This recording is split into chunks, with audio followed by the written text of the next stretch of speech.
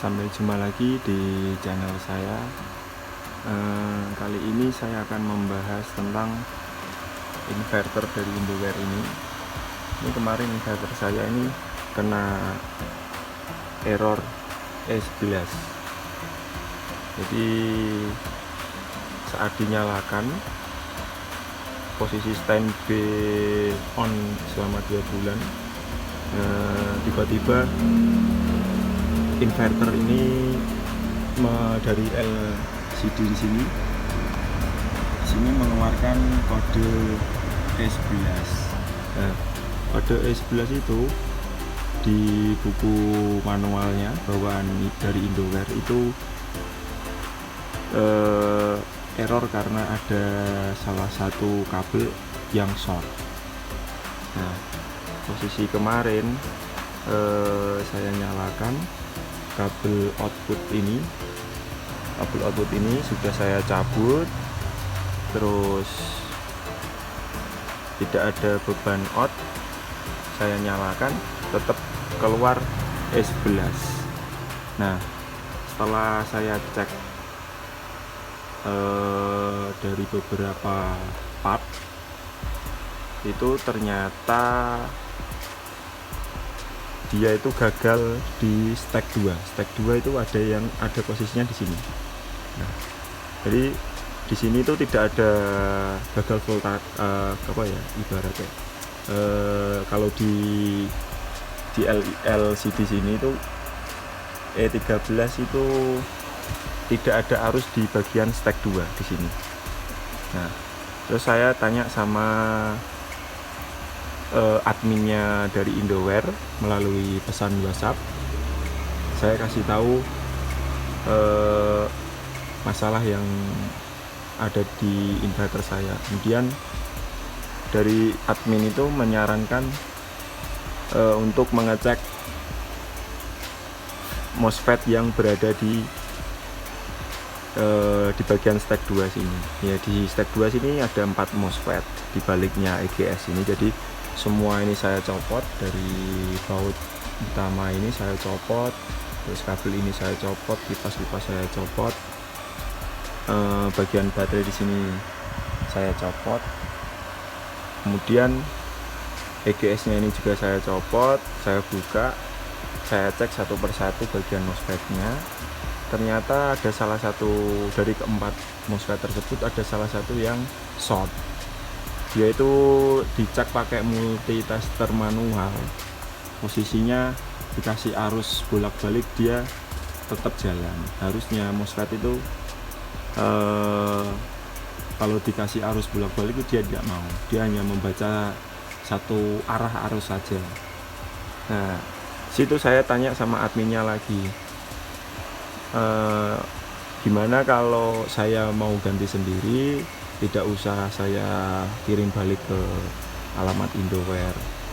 Nah, dari adminnya juga responsif banget, sangat ramah banget. Dia memberitahu MOSFET-nya ukuran berapa, terus diganti keempatnya atau cukup diganti yang mati saja.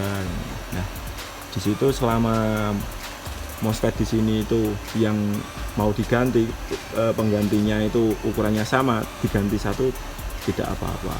MOSFET-nya seperti ini. Ini yang rusak. Jadi ngeceknya pakai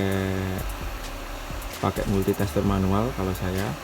Mungkin nanti di next video saya kasih tahu gimana cara cek MOSFET ini short atau tidak, dan ini penggantinya yang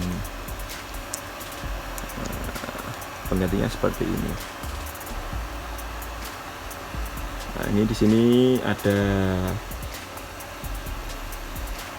serinya di sini 40N60. Nah, biasanya ada, katanya teman-teman kemarin ada yang suruh ganti 60N60 atau 80/60 gitu. Saya tidak berani karena saya beraninya hanya mengganti sesuai aslinya. Nah, karena aslinya di sini itu sama aja, ukurannya 40. Nah, ini 40T60 di sini. Nah, itu IGW 40T60 sama aja 40N60. Nah, Terus saya amati kenapa kok MOSFET itu bisa short. Nah, saya tanya-tanya ke teman-teman grup, itu bisa jadi inverter saya ini tuh kena arus balik dari PLN. Jadi ibarat di sini tuh saya kan ada yang pakai, saya di sini kan saya penerangan memakai lampu tegangan AC semua, nggak ada yang DC. Terus kemarin saya coba pakai untuk nyalain speaker aktif. Di situ ada rangkaian di bagian ampli sound system itu kayak elko-nya itu kayak short atau gimana gitu. Jadi dia begitu udah off, posisinya udah off, arus dari ampli itu mungkin saja masuk ke sini ke inverter sehingga menyebabkan MOSFET yang ada di inverter ini itu short, kebakar. Alhamdulillahnya itu tidak sampai merusak mungkin BMS atau di bagian elko di balik fan sini ada elko, terus atau trafo high frekuensi ini. Nah, kebetulan tidak apa-apa. Nah, di sini dari pengalaman tersebut saya tidak menggunakan sound system itu, dan ini juga lagi di tahap apa ya, istilah kalau bahasa kamu saya itu dipanjer, dicoba selama 1 minggu pakai beban yang ringan-ringan dulu, nanti ada kendala apa enggak baru nanti dicoba lagi dinaikin hambatannya. Di sini saya kalau siang hanya memakai di sekitar 25 watt ini untuk lampu penerangan rumah, ruang tengah sama di kamar. Nah, kalau malam biasanya sampai 60 watt, 60 sampai 90 kalau nyala semua lampunya. Kalau sore, kalau malam paling standby di 60 watt sekitar 6 jam. Nah, sini saya juga menambahkan kipas untuk mengantisipasi terjadinya over panas. Sini panas masih menunjukkan 37,8 derajat Celcius. Untuk voltasenya di 26, terus voltase arus outputnya 223 30 ke atas. Nah, di sini saya saya tambahin 4 fan, 4 atau 4 kipas. Ini kipas bawahnya ada di sini. Ini posisinya niup ke dalam. Di sini juga niup ke dalam ke sini. Posisinya niup ke dalam ke sini.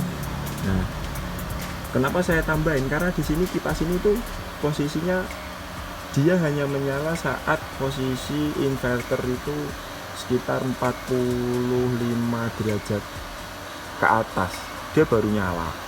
Jadi kalau posisinya 43, posisinya ini 43 derajat di sini, itu dia belum mau nyala. Saya takutnya nanti terjadi short lagi di bagian stack 2 di sini. Karena over panas dia yang saya takutin nanti dia short lagi. Di sini saya tambahin 4 buah fan. 2 buah fan posisi ini di sini. Ini fan pakai fan 12 volt, walaupun saya sistemnya di sini pakai sistem 24 volt. Ini kipas 12 volt saya seri, posisinya saya seri, jadinya saya pakaiin 12 volt juga aman-aman saja. Posisinya niup ke sini, saya sambungin ke load DC 24 volt di sini. Yang di sini ini sama aja, ini dia posisinya buang. Posisi dari angin dari dalam inverter ini dia buang ke sini. Nah, kenapa di sini kok tidak saya taruh di posisi niup ke dalam semua biar lebih dingin. Nah, di situ nanti kalau saya tiupin semua ke bagian dalam inverter itu debu dari luar itu bakalan numpuk di bagian dalam inverter sini. Nah, kalau nanti semua debu numpuk di sini, nah takutnya bikin error sistem EGS di sini. Nah, sini. outputnya kilo. Jadi di sini